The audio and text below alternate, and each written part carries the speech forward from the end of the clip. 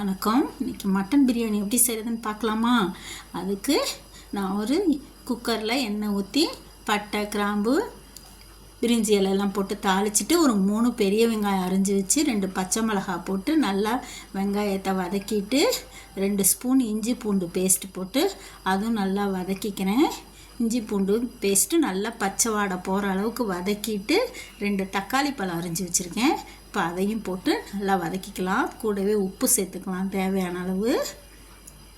நல்லா இஞ்சி பூண்டு பேஸ்ட்டு நல்லா எண்ணெய் பிரிஞ்சு வர வரைக்கும் வதக்கிட்டு நான் புதினாவும் கொத்தமல்லியும் மிக்சியில் போட்டு அரைச்சி வச்சுருக்கேன். அந்த பேஸ்ட்டை சேர்த்துக்கலாம். 1 ஸ்பூன் மிளகாத்தூள், 2 ஸ்பூன் கொத்தமல்லி தூள் போட்டுக்கிறேன். 1 ஸ்பூன் பிரியாணி மசாலா நான் வீட்டில் தயார் பண்ணி வச்சது, அதை போட்டுக்கலாம். 1/2 கப்பு தயிர் ஊற்றிக்கிறேன். இப்போ எல்லாத்தையும் நல்லா எண்ணெய் பிரிஞ்சு வர அளவுக்கு நல்லா வதக்கிக்கலாம். இப்போ கொத்தமல்லியும் புதினாவும் போட்டுக்கலாம். 400 கிராம் மட்டன் வாங்கி நல்லா 6 விசில் விட்டு வச்சுருக்கேன் வேக வச்சு. அதையும் போட்டு நல்லா வதக்கிக்கலாம்.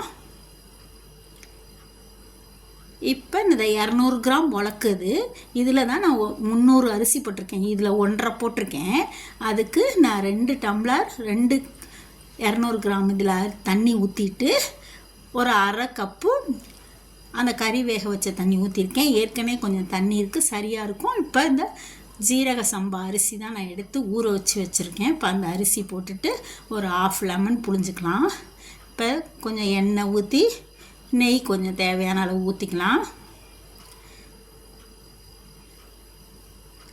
நல்லா எல்லாம் கொதித்து வரப்போ நம்ம குக்கர் மூடியை போட்டு வெயிட்டு போட்டு 3 விசில் விட்டுக்கிறேன்.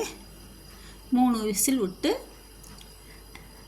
அடங்கினதுக்கப்புறம் எடுத்து பார்த்தா இங்கே பாருங்கள், ஜீரக சம்பாவில் உதிரியான மட்டன் பிரியாணி சூப்பரான கலரு, சூப்பரான டேஸ்ட்டில் இருக்குது. இந்த மாதிரி நீங்களும் செஞ்சு பாருங்கள். இப்போ புதினா கொத்தமல்லி தூவிக்கலாம். வச்சுட்டு இந்த மாதிரி டேஸ்ட்டில் நீங்களும் செஞ்சு சாப்பிட்டு பாருங்கள். டேஸ்ட்டான மட்டன் பிரியாணி கடையில் வாங்குகிற மாதிரியே இருக்கும். எப்படி உதிரியாக இருக்குது பாருங்கள், நல்லா டேஸ்ட்டாக இருக்கும். எங்கள் சேனல் பிடிச்சிருந்தா லைக் பண்ணுங்கள், ஷேர் பண்ணுங்கள், சப்ஸ்கிரைப் பண்ணுங்கள். எவ்வளோ உதிரியாக இருக்குது பாருங்கள்.